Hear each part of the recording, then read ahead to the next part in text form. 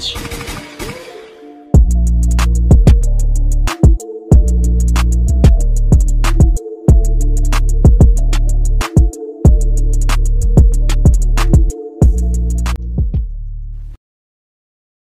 Honda Wave RSX 110 Fi.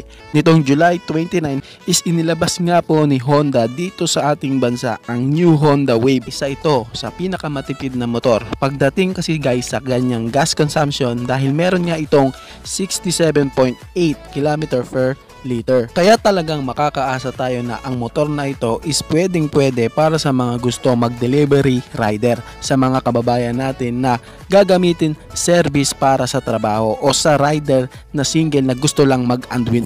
Meron nga itong 109 cubic centimeter engine displacement, naka 4-stroke, single cylinder, single overhead cam with 2 valves, naka air-cooled at ginamitan nga to ng new technology ni Honda na PGM-FI.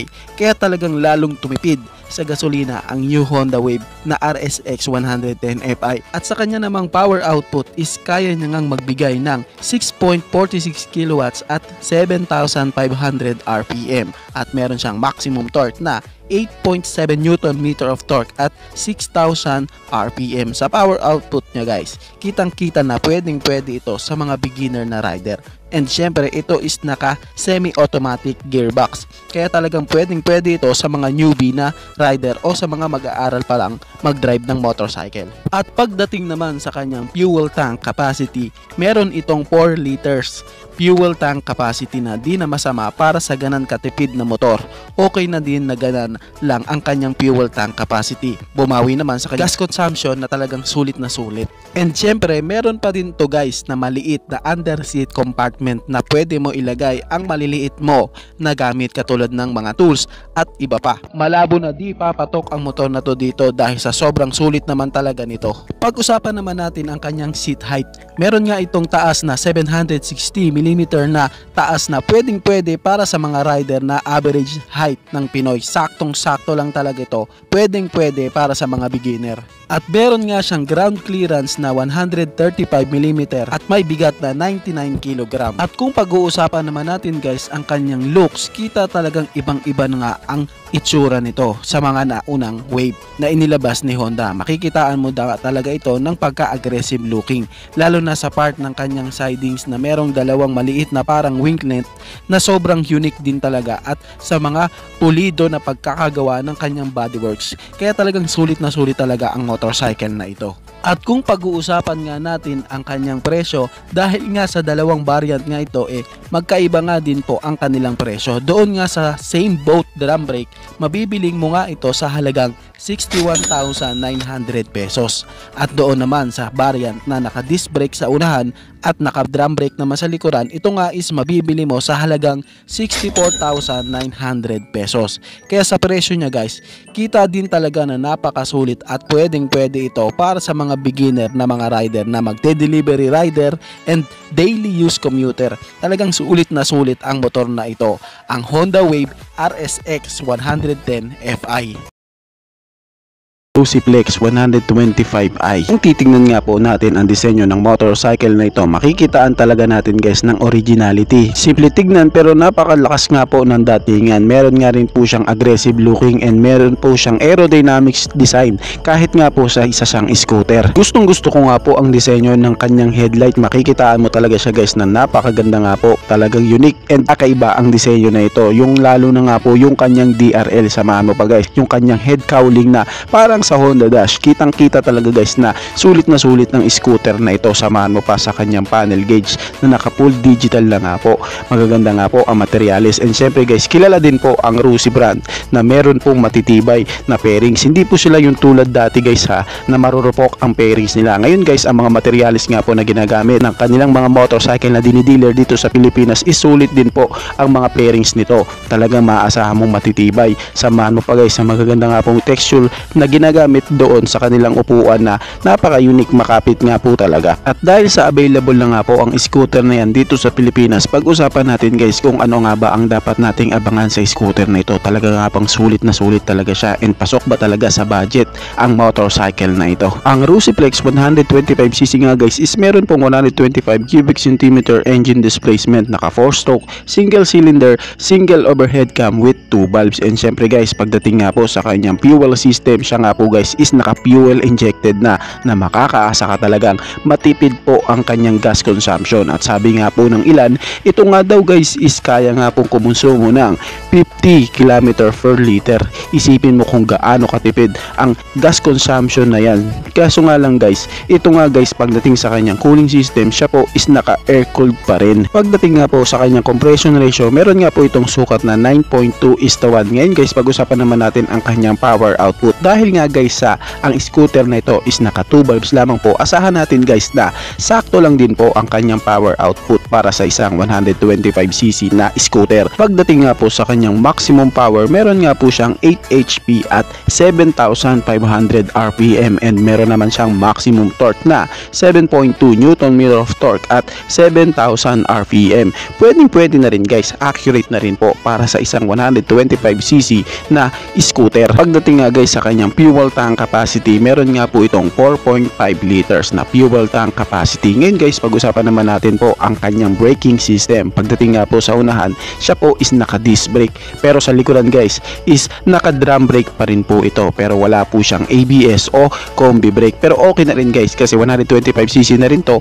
okay na din po ang kanyang stopping power. Magkano naman kaya ang kanyang presyo? Pasok ba talaga sa budget para sa isang starting scooter guys? Ang presyo nga po ng Rusiflex 125i is nagkakahalaga po ng 60,000 pesos. Kung titignan naman natin ang scooter, meron siyang aggressive looking, magandang physical appearance, magandang tindigan na pwede din guys sa mga beginner at sa mga lady rider natin. Kaya pasok na pasok pa rin guys para sa isang 125cc ang presyo na yan. Available na nga po ang scooter na yan dito sa Pilipinas guys. Kung gusto nyo nga pong magkaroon o kumuha ng motorcycle na ito, magtungo lamang po kayo sa mga Rusi outlet dyan sa inyong lugar at alamin nga po ang karagdagang information may kinalaman sa motorcycle na ito. Talagang sulit guys ang scooter na ito. Isipin mo, 60,000 naka fuel injected ka na scooter na 125cc, may magandang physical appearance, sulit na bodywork, samahan mo pa sa aggressive looking, more on aerodynamics, and sulit din na power output na hindi ka din naman mabibitin para sa isang panimulang scooter. Okay na okay talaga guys ang scooter na ito, and syempre i-recommend ko din talaga to guys para sa mga nagsisimula pa lamang pong magmotor at ang hanap nila is yung mga scooter na abot kaya lamang po ang presyo. I-recommend ko po talaga ang scooter na ito, ang Rusiflex 125i Skygo Cav ADB 125cc. Yes naman po, sa physical appearance guys, kitang-kita mo na agad sa kanya na sobrang comfortable ng body posture dito ng rider. Dito dahil sa kanya nga pong upright position ng kanyang handlebar. Sobrang ganda ng tindigan lalo na sa part ng unahan. Kita talaga na ang kanyang design ay sinunod talaga sa mga adventure touring bike. Kung baga ang angas, yung tipong feel mo talaga na naka-adventure touring bike ka dito kahit na 125cc lang siya. Ngayon, ano ba ang meron sa ADB na ito? So ito nga po is merong 119.70 cubic centimeter engine displacement, naka 4-stroke, single cylinder, single overhead cam with 2 valves, and siya po is naka air cooled engine. May sukat nga po siya na 52.4mm by 55.5mm sa kanyang bore and stroke, and meron naman siyang sukat na 9.0:1 sa kanyang compression ratio. Pagdating naman sa kanyang power output, meron nga po itong 11 HP at 7,500 RPM, and meron naman siyang maximum torque na 8.5 Nm of torque at 5,000 RPM. And ayon nga po kay Skygo, kaya nga daw po mahit ng 125cc na ito ang 90 kph na top speed. Well, siguro nakadepende pa din yan sa rider, and syempre ito is isang ADB bike, long ride and mga adventure ride and chill ride ang purpose ng motor na ito. Kaya para sa top speed na 90 kph tapos 125cc lang siya, then adventure bike siya, okay lang dahil nga guys ito is naka-purpose para sa mga ride na malalayuan and mga off-road, kaya okay okay lang yung 90 kph na yan. Pagdating po sa kanyang transmission gearing, ito nga po is may 4-speed gearbox, naka semi-automatic siya. Meron nga po siyang fuel tank capacity na 3.7 liters sa kanyang tangke. And ito nga guys is merong fuel consumption na 1.6 liters per 100 km. Talagang pwede sa ride na mga malalayuan ang ADB bike na ito. At pagdating naman sa kanyang gauge panel, naka full digital nga ito na sobrang unique ng pagkakadisenyo, napakaangas. Kaya sulit na to para sa isang ADB bike na 125cc. Ito pa guys kasi naka dual sport na nga din po ang kanyang suspension. Pwede nga po sa off-road and normal road. And naka dual shock absorber naman sa likuran. And pagdating naman sa kanyang braking system, naka disc brake nga po ito sa harapan and naka drum brake naman ito sa likuran. Gustong gusto ko nga guys yung kanyang windshield na talaga namang sasalo sa hangin para hindi direct natatama sa'yo ang hangin. Sobrang angas ng design ng Cub ADB 125 lalo na sa front view. Napakaangas and talagang sulit na sulit. Well, ang mga ganitong klaseng motor guys is recommended lang po para sa mga rider na mahilig sa chill ride, long ride, adventure ride, and syempre comfortable na body posture ang hanap. Pagkano ba ang Skygo Cub ADB 125cc? Ito nga guys is nagkakahalaga ng 53,000 pesos. Yes po, murang-mura na yan para sa isang 125cc and kilala talaga si Skygo na mura mag-market ng kanilang mga motor. Available na po si Skygo Cub ADB 125 dito sa ating bansa. Magtungo lamang po kayo sa mga Skygo outlet dyan sa inyong lugar para makapag-inquire. Talagang makikitaan mo ng pagkasulit ang ADB na ito and syempre isa din ito sa simple tignan pero may malakas na datingan, ang Skygo Cub ADB 125cc. Bago sa pandinig ko ang Motopush na brand at itong Evo Deluxe 150cc ay first time ko nga itong nakita. So guys, bibigyan ko lamang po kayo muna ng konting idea may kinalaman sa motorsiklo nito at ibibigay ko rin sa inyo ang presyo ng motorsiklo na ito. So guys, itong ang motorsiklo na Evo Deluxe 150 ay mayroong displacement na 150cc with a single cylinder at siyempre same din siya sa other bike na scooter type. Siya po ay single overhead cam with 2 valves. Ang kanyang power is 9.12 HP at 7,500 RPM. Mayroon naman siyang torque na 9.1 Nm of torque at 6,000 RPM. Meron siyang fuel tank capacity na 8 liters. At ang presyo ng motorsiklo nito guys ay nagkakahalaga po ng 75,000 pesos. At ang kinagandahan ng features nito guys is digital na po, fully digital na po ang kanyang panel gauge. At meron din po siyang socket na USB charger. At ito pa, same siya sa RFI 175cc ng Rusi. Siya po ay remote key na rin. Ang engine niya guys is air-cooled na rin. Ngayon guys, kung tatanungin nyo nga pala ang kanyang fuel system, siya po ay carb type din, same sa Easy Ride ng Motorstar. So, parang doon nagkatalo-talo na sila sa kanilang mga ilaw dahil LED na po, same lahat. Ang kanyang wheelbase guys ay 1,280mm, 130 by 60 by 13. Sa likuran naman is same din, 130 by 60 by 13. At hindi po siya naka-ABS guys. So disc brake lang po ang kanyang preno. Pulse 150cc EFI. Mapapansin na biglaan na lang siyang lumabas. Yung tipong walang kabali-balita halos at talagang nakaka-surprise na malamang may bago na namang motor si Rusi na ilalabas. Kita naman sa kanyang physical appearance guys. Talagang ang ganda ng tindigan, napaka-bulky, good-looking, aggressive design.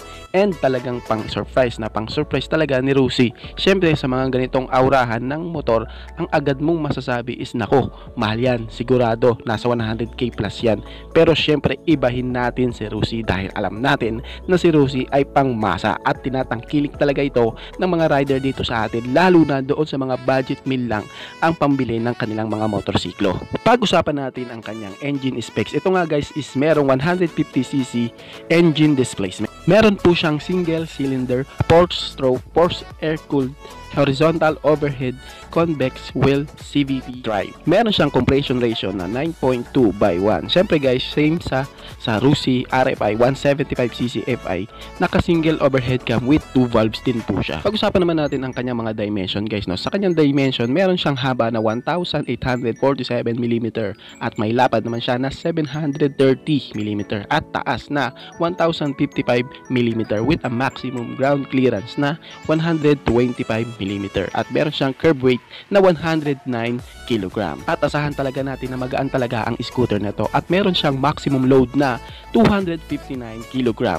Kaya yakang-yaka at pwede ito para sa mga gusto mag-delivery rider. Meron na po siyang built-in USB charger. Alam naman natin na kapag tayo ay isang delivery rider is kailangan natin to. Kaya meron na po siyang built-in USB charger. Sukat ng kanyang gulong sa unahan ay meron pong 110 by 70 by 12. Sa kanya namang likuran is meron naman pong sukat na 120 by 70 by 12. Rim type and both rear and front na aluminum with a braking system na hydraulic disc brake sa unahan and drum brake naman sa kanyang likuran na preno. Sa kanyang cylinder, bore and stroke is meron pong 57.3mm by 57.9mm at pagdating sa kanyang compartment seat is maaasahang malaki ito. Kasya nga ang isang full face na helmet and meron siyang fuel tank capacity na 5 liters. Meron siyang maximum speed na 90 kph. Pag-usapan naman natin ang kanyang maximum power and torque. Meron siyang maximum power na 8 kW at 7,500 rpm with a maximum torque na 11.8 Nm of torque at 6,000 rpm and fuel consumption na 2.5 liters per 100 km. Masasabi ko talagang tipid na talaga ang motorsiklo to dahil nga rin sa naka-FI na rin ang Pulse 150cc. At siya nga po ay nagkakahalaga ng 82,000 pesos. Bago nga pala matapos ang video na to guys, baka pwede naman na pahingi ng isang like mula sa inyo. Maraming salamat po. Sa tingin ko guys is dito ko na lamang po tatapusin ang ating vlog. I hope na nag-enjoy kayo sa aking hinandang video para sa inyo. Pinasisigla ko rin kayo guys na i-subscribe ang aking YouTube channel. I-click mo na din ang notification bell para updated kayo sa mga susunod na i-upload ko. Maraming salamat po. So dito na lamang po tatapusin guys. So Ichiboy, thank you!